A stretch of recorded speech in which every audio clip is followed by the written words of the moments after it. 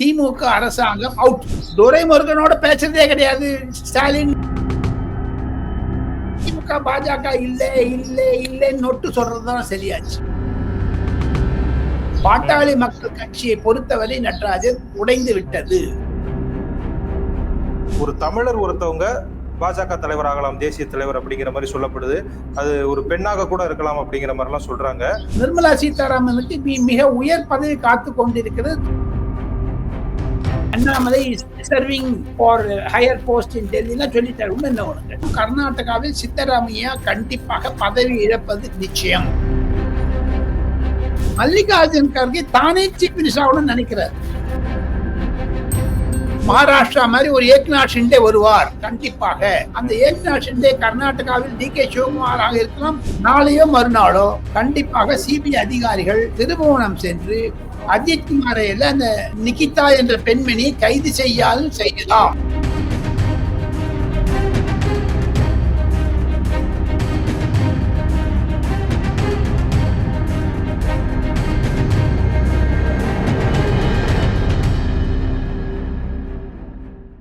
பேசு தமிழா பேசு நேயர்களுக்கு வணக்கம். இன்று நம்முடன் இணைந்திருக்கும் சிறப்பு விருந்தினர் மூத்த பத்திரிகையாளர் திரு டெல்லி ராஜகோபாலன் அவர்கள். வணக்கம் சார். நமஸ்காரம். நமஸ்காரம். How are you? Yeah sir, fine sir. Sir, நேற்று எடப்பாடி பழனிசாமி அவர்கள் தமிழகத்தை மீட்போம் மக்களை காப்போம் அப்படிங்கிற மாதிரி ஒரு பயணத்தை தொடங்கியிருக்காரு. இந்த பயணத்துல தமிழக பாஜக தலைவரான நயினார் நாகேந்திரன் அவர்கள் பங்கேற்றிருக்காங்க. அதே போல பாஜக எம்எல்ஏ வானதி சீனிவாசன் அவர்கள், அதிமுக எம்எல்ஏக்கள் நிறைய பேர் பங்கேற்றிருக்காங்க. இந்த மக்கள் கூட்டம் பார்த்தீங்க அப்படின்னா திமுக மேல எப்படி ஒரு அலை இருக்கு அப்படிங்கிறத நமக்கு காட்டியிருக்கு. ஸோ டெல்லியில இந்த பயணம் பத்தி என்ன நினைக்கிறாங்க, டெல்லியில இருக்கக்கூடிய தலைவர்கள் இந்த பயணத்தை எப்படி பாக்குறாங்க சார்? பேசு தமிழா பேசு நேயர்களுக்கு ஒரு சிறப்பு செய்தி என்ன என்று கேட்டால், ட்விட்டர்லயும் ஃபேஸ்புக்லயும் எடப்பாடி பழனிசாமியினுடைய அந்த அதிமுகவுடைய சுற்றுப்பயணத்தை துவக்கிய போது வந்த திரளான மக்களுடைய கூட்டத்தை பார்த்து நேரடியாக பாஜகவினுடைய மத்திய அமைப்பு செயலாளர் எடப்பாடி பழனிசாமியுடன் தொலைபேசியில் பேசி, அருண் சிங் என்பவர், அவர் ராஜ்நாத் சிங்கினுடைய மைத்துனர் வேற, அவர் organising secretary of BJP, Nadda கீழே நிறைய அமித்ஷா கிட்ட பிரதிதினம் பேசுபவர், அமித்ஷாவிடம் சொல்லி மிக திரளான மக்கள் வந்தார்கள் என்று சொன்னவுடன் ஒரு sigh of high relief I got என்று சொன்னார். எனக்கு பெரிய நிம்மதி வந்தது என்று. அருண் சிங் இந்த கூட்டத்தை பார்த்து, பொதுவான திரளாக வந்த மக்களை பார்த்து திமுக அரசாங்கம் அவுட் என்று சொன்னார். அதையும் சொன்னார் என்னிடம் தொலைபேசியில். ஆக மொத்தம் வட இந்தியாவில் இருக்கக்கூடிய பாரதிய ஜனதா கட்சியினுடைய தேசிய செயலகத்தில் திமுக அவுட் என்று சொன்னதை தவிர டெல்லியில் பல ஹிந்தி ஆங்கில பத்திரிகைகளுடைய ஆசிரியர்களும் பல ஆங்கில பத்திரிகை செய்தியாளர்களும் என்னிடமும் சரி அதிமுகவினுடைய சில முக்கியமான பிரமுகர்களிடம் பேசியிருக்கிறார்கள். குறிப்பாக Arnab Goswami Republic, Navika Kumar Times Now, ராகுல் கன்வால் NDTV என்றெல்லாம் என்னிடம் பேசியதை தவிர எடப்பாடி பழனிசாமியினுடைய ஒரு அமைப்புகளிலும் பேசியிருக்கிறார்கள், தம்பிதுரையிடம் பேசியிருக்கிறார்கள். அவர்களுக்கும் ஆர்வம், இவ்வளவு பெரிய கூட்டம் வந்து விட்டதே என்று. முதல் முறையாக இந்தியா டுடே என்று சொல்லக்கூடிய ஆங்கில தொலைக்காட்சியிலும் ஆஜ் தக் என்று சொல்ல தொலைக்காட்சியிலும் கண்டிப்பாக EPS விவரமான சுற்றுப்பயணத்தை 3 நிமிடம் ஸ்டோரியா காமிச்சாங்க. ஆஜ் தக்லையும் இந்தியா டுடே, அதுதாங்க பெருசு. ஆங்கில பத்திரிகைகள் இன்று முதல் பக்க செய்தி வெளியிட்டிருக்கிறது டெல்லியில். ஹிந்தி பத்திரிகைகளும் முக்கிய பிரதானமான இடத்தை கொடுத்து அதிமுக பாஜகவுடைய பேரணி மிக சிறப்பாக நடந்திருக்கிறது, வெள்ளம் போன்று வந்த மக்கள் என்றெல்லாம். அதில் சில தலைவர்கள் பேட்டி அளித்திருப்பதையும், பொன்னையன் போன்றவர்களும், அதையும் தவிர வேலுமணி இன்டர்வியூ, தம்பிதுரை இன்டர்வியூலும் போட்டிருக்காங்க. ஓகே சார், இதுல முக்கியமான விஷயம் என்னன்னா, திமுகவும் சரி மற்ற எதிர்கட்சிகளும் சரி வைத்த குற்றச்சாட்டு, பாஜக அதிமுக கூட்டணி அந்த அளவுக்கு ரேப்போ இல்லை, அவங்க கூட்டணி சேர்ந்துட்டாங்களே தவிர தொண்டர்கள் அந்த அளவுக்கு ஒற்றுமை இல்லை அப்படிங்கிற மாதிரி சொல்லியிருந்தாங்க. ஆனா நேத்து நம்ம அந்த கிரௌட பார்க்கும் பொழுது எந்த அளவுக்கு அதிமுக கொடி பறந்துச்சோ அதே அளவுக்கு பாஜக கொடியும் பறந்துச்சு. ஸோ இதெல்லாம் பார்க்கும் பொழுது அந்த 2 தொண்டர்களுமே ஒன்னாதான் இருக்காங்க அப்படிங்கிறது நமக்கு தெரிய வருதா சார்? நடராஜன், ஒன்னே ஒண்ணுங்க, பொதுமக்கள் அழுத்தம் இருக்கு பாருங்க திமுகவிற்கு எதிராக, அது எல்லாத்தையும் ஒன்னா சேர்த்துருங்க. இந்த திமுக அணியில ஒண்டி ஒன்னா இருக்காங்களா? செல்வ பெருந்தகையும் சரி, அவரு திருமாவளவனும் சரி, ஏதோ பேசிட்டே இருக்காங்களா, வளர்றாங்களே, அது யாரு கேட்கறது? வாய் தவறி பேசுவதெல்லாம் திமுக அணி ஒன்னா இருக்குது, பாஜக அதிமுக அணி ஒன்னா இல்லை. இது என்னங்க பேச்சு? பொதுமக்களுடைய அழுத்தம் கண்டிப்பாக போதைப் பொருளை ஒழிப்பேன், தமிழகத்தை காட்பேன் என்ற ஒரு சூழ்நிலையுடன் எடப்பாடி பழனிசாமியினுடைய ஒரு சுற்றுப்பயணம் மிக சிறப்பாக அமைந்ததாகத்தான் டெல்லியில் இருக்கக்கூடிய அரசியல் நிருபர்களும் சரி, அரசியல் வர்ணனையாளர்களும் சரி கூர்ந்து கவனிக்கிறார்கள். கண்டிப்பாக இதில் பிரச்சனை இருக்கத்தான் செய்யும். ஏங்க, துரைமுருகனோட பேசுறதே கிடையாது ஸ்டாலின் ஒரு கதை ஓடுறாங்க டெல்லியில, அது ஓடுறது, அது தெரியுமா உங்களுக்கு? கடந்தது 1 மாசம் ஆயாச்சு, துரைமுருகன் பதவியிலிருந்து இறக்க போறாங்க. அதை பத்தி யாரும் பேசுறதுக்கு தமிழக ஊடகம்? அதிமுக பாஜக இல்ல இல்ல இல்லன்னு நொட்டு சொல்றதுதான் சரியாச்சு. காமிச்சிட்டாங்களே நெத்தி நல்லா இருக்குதுன்னு. Okay sir. இன்னொரு முக்கியமான விஷயம்னா, எடப்பாடி பழனிசாமி அவர்கள் சொன்னாங்க, திமுக ஓரணியில் தமிழகம் அப்படிங்கிற மாதிரி ஒரு முன்னெடுப்பு எடுத்துட்டு போறாங்க. அதற்கு எதிராக திமுகவுக்கு எதிரானவர்கள்லாம் ஓரணியில் திளற வேண்டும் அப்படின்ட்டு எடப்பாடி பழனிசாமி அவர்கள் ஒரு அழைப்பு விடுத்திருந்தாங்க எல்லாருக்கும். அதுக்கு பாத்தீங்க அப்படின்னா நேத்து ஐஜேகே இந்திய ஜனநாயக கட்சி வந்திருக்காங்க. சோ பாமக சார்புல அன்புமணி ராமதாஸ் அவர்கள் சந்திக்க முற்பட்டதா சொல்லப்படுது. அதற்கு எடப்பாடி பழனிசாமி அவர்கள் ராமதாஸ் அவர்களையும் கூட்டிட்டு வாங்க, 2 பேரும் ஒன்றிணைந்து என்ன சந்திங்க அப்படிங்கிற மாதிரி சொன்னதா சொல்றாங்க. அது எந்த அளவுக்கு உண்மை சார்? டெல்லியில் அது மாதிரியான செய்திகள் கண்டிப்பாக அன்புமணி ராமதாஸை தான் முக்கியத்துவம் தந்து தருகிறார்கள். பாட்டாளி மக்கள் கட்சியை பொறுத்தவரை நடராஜன் உடைந்து விட்டது. தேர்தல் கமிஷனில் அவர்கள் தாக்கீது செய்து விட்டார்கள் மாம்பழம் சின்னத்திற்காக. சொல்றீங்களா சார்? இனிமேல் ஒட்டுறது கஷ்டங்க. ஏன்னா அவ்வளவு தூத்து மேமேன்னு பேசி விட்டாங்க. தகப்பனாருடைய 60வது திருவிழா விழா, 86 வயசு நானும் 60th வெட்டிங் ஆனிவர்சரிக்கு அன்புமணி போகாத இருந்து தப்பு. அவங்க குடும்பத்துல எல்லாரும் போயிருக்காங்க, இவர் போகல. மத்த நாள் டெல்லிக்கு வந்துட்டு எலெக்ஷன் கமிஷன்ல பெட்டிஷன் போடுறாரு. அதை அருள் ஒருத்தர் டிஸ்மிஸ் பண்றாரு, ஒருத்தர் சேர்த்துக்கிறாரு. இதெல்லாம் என்ன பந்தாட்டு நடக்குதுங்க. இனி ஒன்னா சேர்றது கஷ்டங்க. ஏன்னா எப்போ அம்மாவையே அடிக்க போனான்னு அப்பா சொல்றாரோ பையன், அதெல்லாம் வச்சு அது ரொம்ப அசிங்கமா போயிடுச்சு. இதில் ஐயா ராமதாஸ் அவர்கள் 87 வயதானவர், நல்ல மரியாதையுடன் இருப்பவர். அவர் ஏன் தடம் புரண்டாரோ என்று தெரியவில்லை.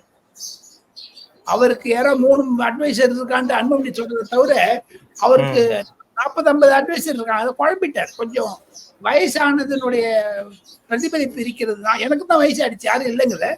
பட் இருந்தாலும் அன்புமணி ராமதாஸுக்கு ஆதரவு பொதுமக்களிலும் சரி, கட்சியினரும் சரி, வன்னிய சமுதாயத்திலும் சரி, மத்திய தேர்தல் கமிஷனும் சரி இருக்கிறது. ஏன்னா சட்டமன்றத்தில் இருக்கக்கூடிய அந்த அமைப்பும் குறைந்தது 75% ஜெனரல் கவுன்சில் மெம்பர்ஸ் அந்த அமைப்பில் இருக்க வேண்டும். அதுதான் எலெக்ஷன் கமிஷனுடைய ரூல். அதுல election commission satisfied. Okay sir. இன்னொரு முக்கியமான விஷயம், பாஜகவின் தேசிய தலைவர் யார் அப்படிங்கிறது இன்னுமே முடிவாகாம இருக்கு. நட்டா அவர்களுடைய பதவிக்காலம் முடிந்து 1.5 வருடங்கள் ஆயிருச்சு. அவர் 1.5 வருடங்கள் அடுத்த டேர்ம்ல தான் இருந்துகிட்டு இருக்காரு. சோ இப்படி இருக்கக்கூடிய சூழ்நிலையில ஒரு தமிழர் ஒருத்தவங்க பாஜக தலைவர் ஆகலாம், தேசிய தலைவர் அப்படிங்கிற மாதிரி சொல்லப்படுது. அது ஒரு பெண்ணாக கூட இருக்கலாம் அப்படிங்கிற மாதிரி எல்லாம் சொல்றாங்க. இத பத்தி முழு விவரம் உங்களுக்கு தெரிஞ்சிருக்கும். அதெல்லாம் உண்மையா இல்ல அது சும்மா வதந்திகள் தானா சார்? வதந்திகள் தான். அது மாதிரியான, ஏன்னா ஹிந்தி தெரியாது பேசிக்கலி. நீங்க வானதி சீனிவாசன் சொல்றீங்க, நிர்மலா சீதாராமன் அவர் இருக்கட்டும். நிர்மலா சீதாராமன் இப்ப எடுக்க மாட்டாங்க. ஏன்னா அந்த பொருளாதார ரீதியில் 8 பட்ஜெட்டை சமர்ப்பித்தவர் நிர்மலா சீதாராமன். அதையும் தவிர உலகத்தில் இந்தியாவுடைய பொருளாதாரம் 3வது இடத்தில் விட்டது. 5லிருந்து 3வதாக முன்னேறி விட்டது. இதற்கு காரணம் நரேந்திர மோடியினுடைய அணுகுமுறை, நிர்மலா சீதாராமனுடைய ஒத்துழைப்பு, ரிசர்வ் வங்கிகள் மற்றும் பல ஆதரவு ஸ்தாபனங்கள் நிர்மலா சீதாராமன் ஒற்றுமையாக இருந்ததனால்தான் இந்திய பொருளாதாரம் 3வது நிலை விட்டது உலக அரங்கில். இந்த சமயத்தை அவங்க டிஸ்டர்ப் பண்ண மாட்டாங்க. அதை தவிர நிர்மலா சீதாராமனுக்கு மிக உயர் பதவி காத்து கொண்டிருக்கிறது. துணை ஜனாதிபதி போன்ற பதவி தான் 27ல் தங்கர் அவர்கள் ஓய்வு பெற்றார்கள். ஆக மொத்தம் தமிழகத்திலிருந்து 2 பெண்மணியும் ரூல்ட் அவுட். பாரதிய ஜனதா கட்சியினுடைய தலைவருக்கு தேர்தல் ஏன் லேட் ஆகிறது என்றால் 3-4 காரணங்கள். ஒன்று, குஜராத்திலும் மேற்கு வங்காளத்திலும் போதாத குறைக்கு உத்தரப்பிரதேசத்திலும் பாஜகவுடைய மாநில தலைவர்கள் தேர்ந்தெடுக்கப்படவில்லை. எப்படி நயினா நாகேந்திரன் 2 மாசத்துக்கு முன்னாடி தேர்ந்தெடுத்துட்டாங்களோ அந்த 3 ஸ்டேட்ஸ்லயும் தேர்ந்தெடுக்கப்படவில்லை. அதற்கு காரணம் என்ன கேட்டீங்கன்னா, தடால்னு அந்த பாகிஸ்தான் அட்டாக் வந்துடுச்சு. பிரதமருடைய மைண்ட் செட் வந்து அதுல ஃபோக்கஸ்ட் ஆன் ஃபாரின் ரிலேஷன்ஷிப். பிரதமர் அகமதாபாத் கிராஷ் வந்துடுச்சு. இதெல்லாம் வச்சு பார்த்தீங்கன்னா ஆர்எஸ்எஸ் தலைவர்களுக்கும் பாரதிய ஜனதா கட்சிக்கும் தொடர்பில் இருக்கக்கூடிய சில மூத்த தலைவர்கள் அது பற்றி இன்னும் பேச ஆரம்பிக்கவில்லை. ஓரிரு வாரங்களில் கண்டிப்பாக இந்த ஜூலைல ஒரு நேஷனல் பிரசிடென்ட் அப்பாயிண்ட் பண்ணிடுவாங்க. முக்கியமாக பூபேந்தர் யாதவ் என்றும் சிவராஜ் சிங் சௌஹான் என்றெல்லாம் சொல்லுகிறார்கள். ஆர்எஸ்எஸ் தன்னுடைய ஒரு நம்பிக்கைக்குரியவரை போட வேண்டும் என்று நினைக்கிறது. அதில் சில கருத்து வேறுபாடுகள் இருந்தாலும் அது உச்சிதம் தானங்க. இதுல திமுகவன்னு கருணாநிதிக்கு அப்புறம் ஸ்டாலினுக்கு அப்புறம் உதயநிதிக்கு அப்புறம் இன்பநிதி, அதுக்கப்புறம் பண்புநிதி, கலைஞர், கருணாநிதி, திருப்பி அதே அது மாதிரி கிடையாது. பிஜேபியில வந்து 8 பேர் போட்டிடுறாங்களே. இப்ப நீங்களே சொல்றீங்க 2 தமிழ் பெண்மணிகள். அப்படியே புரந்தேஸ்வரி என்டிஆருடைய மகள். ஆமா, அவங்களும் அந்த ரேஸ்ல இருக்காங்கன்னு சொல்லப்படுது. ஆனா பேசிக்கலி நடராஜன் அவங்க எல்லாம் ஆர்எஸ்எஸ் அமைப்பிலிருந்து வராதவர்கள். ஆர்எஸ்எஸ் நம்பிக்கையுடைய ஒரு அமைப்பில் வேண்டும் என்றால் குறைந்தது ஒரு ஏன்னா இப்ப நட்டாவே ஆர்எஸ்எஸ் திட்டி பேட்டி கொடுத்திருக்காங்க. அதெல்லாம் ஆர்எஸ்எஸ் பிடிக்கலீங்க. மொத்தம் ஒரு சிக்கல் இருக்கத்தான் இருக்கிறது. அது யதார்த்தம், உண்மையை புரிந்து கொள்ள வேண்டும். இடையே பாகிஸ்தானுடைய ஒரு ஏர் கிராஷ் எல்லாம் வந்ததுனால கொஞ்சம் டிலே ஆச்சு. இந்த 20 தேதிக்குள்ள வந்திருந்தா எங்கிட்ட நான் கேள்விப்படுறேன். அது மோஸ்ட் ப்ராபபிலி பூபேந்தர் யாதவாக இருக்கும். காரணம் அவர் அயோத்தியா கேஸ்ல கே பராசரன் அவர்களுக்கு தமிழக வழக்கறிஞர் யார் அந்த ராமர் கோவில் விஷயத்தை ஜெயித்து கொடுத்தாரோ அவருடைய தலைமையில் இயங்கிய வழக்கறிஞர் குழுவில் பூபேந்தர் யாதவ் இருந்தார். அவருக்குத்தான் கிடைக்கும் என்று சொல்லுகிறார்கள். நெடுவே கேசவ் பிரசாத் மௌரியா என்று சொல்லக்கூடிய உத்தரப்பிரதேசத்தோட துணை முதலமைச்சர் நிறைய பேர் போடுதுங்க. அங்க 5-6 பேர் ஓடுறதுங்க. Okay sir. அப்ப அந்த 20ஆம் தேதிக்கு பிறகுதான் அண்ணாமலை அவர்களுக்கு என்ன பதவி கொடுக்க போறாங்க அப்படிங்கறதும் தெரிய வரும். Okay sir. அப்ப நீங்க சொல்லியிருந்தீங்க அண்ணாமலை அவர்களுக்கு கண்டிப்பாக உயர் பதவி காத்து கொண்டிருக்கிறது. மத்திய பாஜகவினர் என்னிடம் தனிப்பட்ட முறையில் சொல்லுவது என்ன என்று கேட்டால், அவசரப்படாமல் பொறுத்தார் பூமி ஆழ்வார் என்று. ஆக மொத்தம் அவருக்கு ஒரு அமித்ஷாவே சொல்லிட்டாருங்களா, மீதியாவது சொல்லணும். அண்ணாமலைக்கு ஒரு பேட்டி தினமலர் தினத்தந்தியினுடைய பேட்டியில Annamalai serving for higher post in டெல்லிலாம் சொல்லிட்டாரு. உண்மை என்ன உனக்கு? அதுல நடராஜனும் ராஜகோபாலும் மறுக்கிறதுக்கு என்ன சொல்லுங்க. Okay sir. இன்னொரு பிரச்சனை, நம்ம பக்கத்து மாநிலம், எங்களுக்கு பக்கத்து மாநிலம் சொல்லலாம், கர்நாடகாவில் ஆட்சி கவிழ போகுது அப்படிங்கிற மாதிரி நிறைய பேர் சொல்லிக்கிட்டு இருக்காங்க. அது கவிழ வாய்ப்பு இருக்கிறதா? என்ன டிகே சிவகுமாருக்கும் சித்தராமையாவுக்கும் அந்த போர் வந்து உச்சகட்டத்தை தொட்டுருச்சு, யாரு அடுத்த முதல்வர் அப்படின்னு. சித்தராமையா வந்து 2.5 வருஷம் தான் இருப்பார்னு சொன்னாங்க. அதையும் தாண்டி போகுதுன்னு சொல்லப்படுது. நீங்க அதை எப்படி பாக்குறீங்க சார்? 2-3 கோணங்களில் பார்க்கலாம். கர்நாடகாவில் சித்தராமையா கண்டிப்பாக பதவி இழப்பது நிச்சயம். டிகே சிவகுமார் முதலமைச்சராவது நிச்சயம். எப்பவுமே கர்நாடகால அந்த தசரா பங்கன்ல ரொம்ப உச்சகட்டத்தை போகுங்க. தசரா பங்கனுக்கு முன்னாடியே சிவகுமார் ஆயிடும். ஏன்னா இப்ப சிவகுமார் வந்து பாஜகவிற்கு அணுகுமுறையாக போகிறார். மல்லிகார்ஜுன் கார்கே, ராகுல் காந்தி எல்லாம் கும்பமேளாவை கிண்டல் பண்ண போது இவர் கும்பமேளாவில் போய் நீராட்டம் செய்துட்டு வந்தார் சிவகுமார். அது பாஜகவிற்கு பிடித்திருக்கிறது. போதாத குறைக்கு கோயம்புத்தூர்ல ஈஷா பவுண்டேஷன் அமித்ஷா பக்கத்தே உட்கார்ந்தார் இவர். இதெல்லாம் வைத்து பார்த்தால் வேண்டுமென்றே காங்கிரஸில் ஒரு குழப்பம், மாபெரும் குழப்பம் இருக்கிறது. இது வந்து நான் அரசியல் சொல்லிட்டேங்க. காங்கிரஸில் இருக்கக்கூடிய அரசியல் சொல்றேன். மல்லிகார்ஜுன் கார்கே தானே சீஃப் மினிஸ்டர் ஆகணும்னு நினைக்கிறார். தேசிய தலைவராக இருக்கிறது அவருக்கு போதாதா சார்? தேசிய தலைவர் அவரே சொல்றாரு, நான் தேசிய தலைவர் இல்ல, ராகுல் காந்தி அவரே சொல்லிட்டாரு. யார் வந்து ஹை கமாண்ட் கேட்டிருக்காரு, எல்லாம் கேலியா வந்தது, நிறைய சித்திரங்கள்லாம் கூட. அதை தவிர இன்று மல்லிகார்ஜுன் கார்கே ஏகவச்சனத்தில் திரௌபதி முர்முவை மற்றும் ராம்நாத் கோவிந்த் எல்லாம் போன கேலியா பேசியிருக்காரு. அது காங்கிரஸ்ல யாருக்குமே பிடிக்கலைங்க. போதாத வரைக்கு அசோக் கெலாட் ராஜஸ்தானுடைய சீஃப் மினிஸ்டரா இருந்தாருங்க. இப்ப வந்து எதிர்கட்சி அவருடைய மருமகன் திடீரென்று மகாராஷ்டிராவில் கூடுதல் நீதிபதியாக நியமித்து விட்டார்கள். இது மல்லிகார்ஜுன் கர்கே கேள்வி கேட்டிருக்காரு. எப்படி அவங்க மாப்பிள்ள அங்க போனாரு, பிஜேபி பக்கம் போயிட்டாரா? அவர் வக்கீல் வந்து குறைஞ்சது 30-40 வருஷம் வக்கீல் துறை பண்ணிட்டு அவர் ஜட்ஜா இருக்காரு. மல்லிகார்ஜுன் கர்கே அதுல இருந்து கோபம் வந்துருச்சு. நம்ம இவருக்கு நம்ம அசோக் கெஹ்லோட்டுக்கு பெண் பெயர் சோனியா கெஹ்லாட் என்று. அந்த சோனியா கெஹ்லாட் கௌதம் பூஷன் என்பவரை திருமணம் செய்து கொண்டு அவருக்கு நீதிபதியை கொடுத்துட்டாங்க. சோ இது மாதிரி பிரச்சனை இருக்கு. நான் திருப்பி கதைக்கு வரேன், மெயின் கதைக்கு. மல்லிகார்ஜுன் திருப்பி சீஃப் மினிஸ்டர் ஆகணும்னு பாக்குற காரணம் ராகுல் காந்தி அவரை ரிமோட் கண்ட்ரோல் பண்ற, இப்படி ரிமோட் கண்ட்ரோல் நீங்க பாத்தீங்கன்னா தெரியும். அதை வச்சுட்டு இப்படி பண்ணுவார்.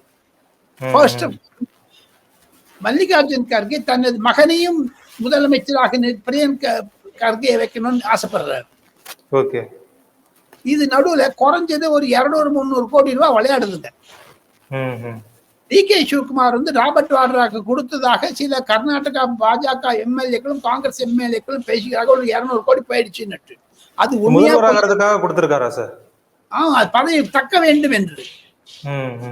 மொத்தம் ராபர்ட் வாட்ராவினுடைய விளையாட்டுகள், அரண்மனை ரகசியங்கள் அதிகமாக தெரியும். காரணம் பிரியங்கா காந்தி வந்து அடிக்கடி லண்டன் போயிடுறாங்க. ராபர்ட் வாட்ராவும் பிரியங்கா காந்தியும் லண்டன்லயே தான் கொடுத்துன்னு இருக்காங்க. அவங்களுக்கு மகன் மருமகன் ரேவன் அந்த மித்திதா என்ற 2 பெண் குழந்தைகளும் லண்டன்ல படிக்கிறாங்க.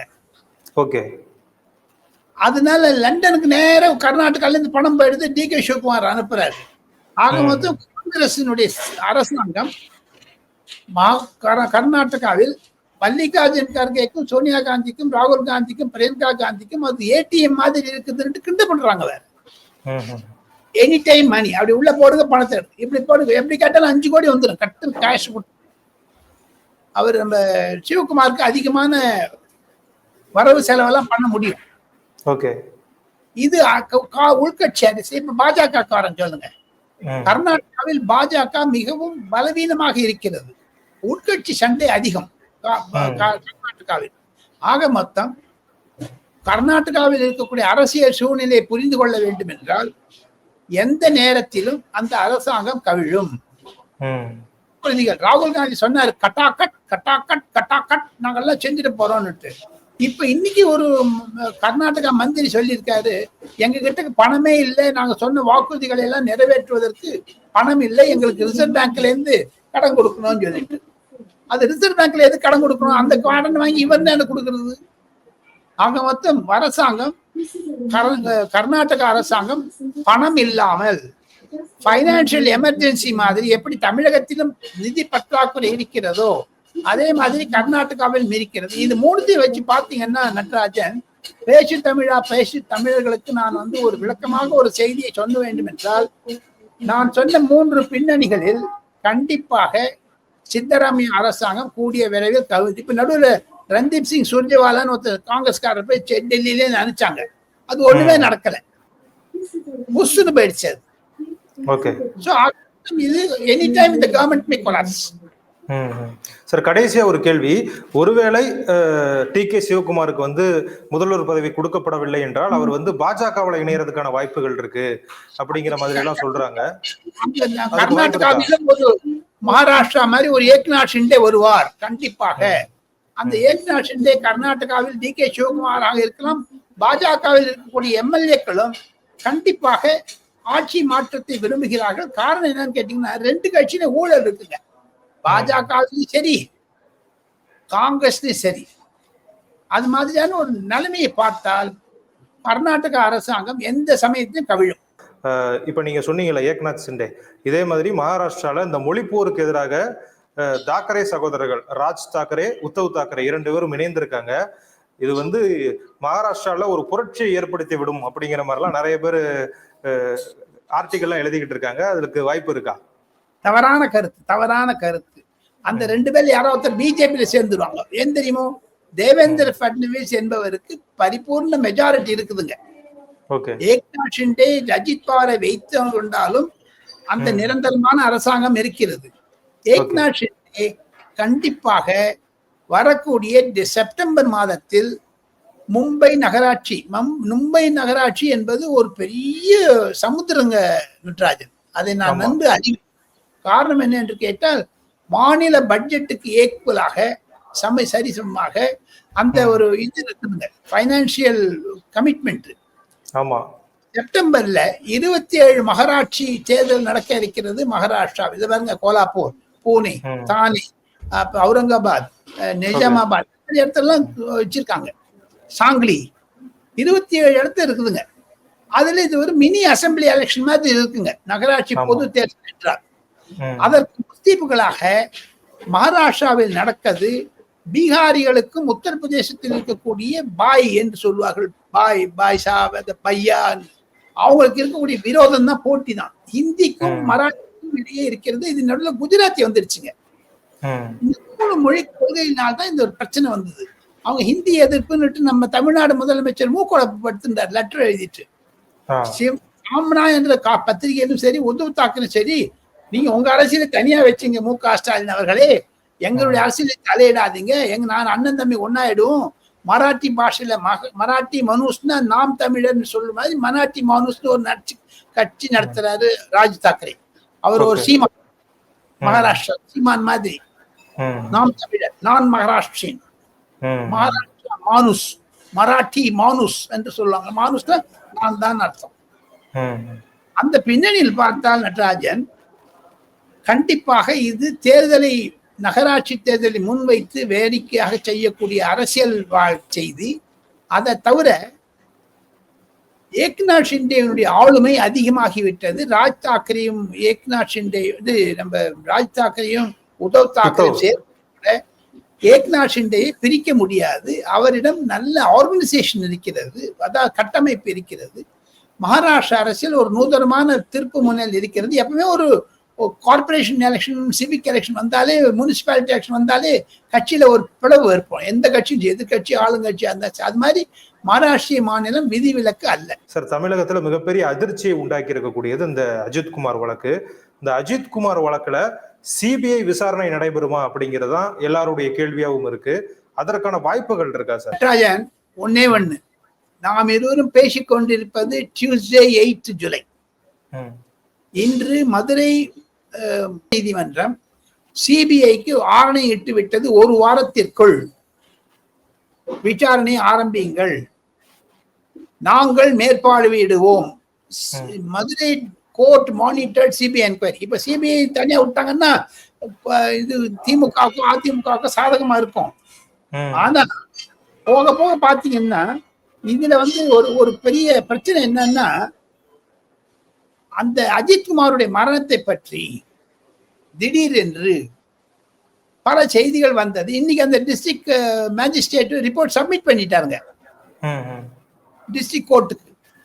இதையெல்லாம் வச்சுட்டு பாத்தீங்கன்னா, நேற்று முன்தினம் தான் தமிழக அரசாங்கத்திலிருந்து மத்திய டிபார்ட்மெண்ட் ஆஃப் பர்சனல் அதுக்கு லெட்டர் வந்திருக்குங்க, சிபிஐக்கு கொடுக்கிறோம்னு. இந்த இது பிரதமர் அலுவலகத்தில் இருக்கக்கூடிய ஜிதேந்தர் சிங் என்று சொல்லற, அவர் தான் சிபிஐ பார்த்துக்கிறார், பிரைம் மினிஸ்டர் மானிட்டர் பண்றாரு. அவருடைய அலுவலகத்தில் விசாரித்த பொழுது நாளையோ மறுநாளோ கண்டிப்பாக சிபிஐ அதிகாரிகள் திருபுவனம் சென்று அஜித்குமாரை அந்த நிகிதா என்ற பெண்மணியை கைது செய்யலாம். அதுதாங்க டெல்லியில் இருக்கக்கூடிய சூழ்நிலை. ஓகே சார், எங்களோட இணைந்து தமிழ்நாடுல துவங்கி பல்வேறு மாநிலங்கள் குறித்து நிறைய விஷயங்கள் பகிர்ந்துகிட்டீங்க. எங்களோடு இணைந்து உங்களுடைய கருத்துக்களை பகிர்ந்ததுக்கு நன்றி சார்.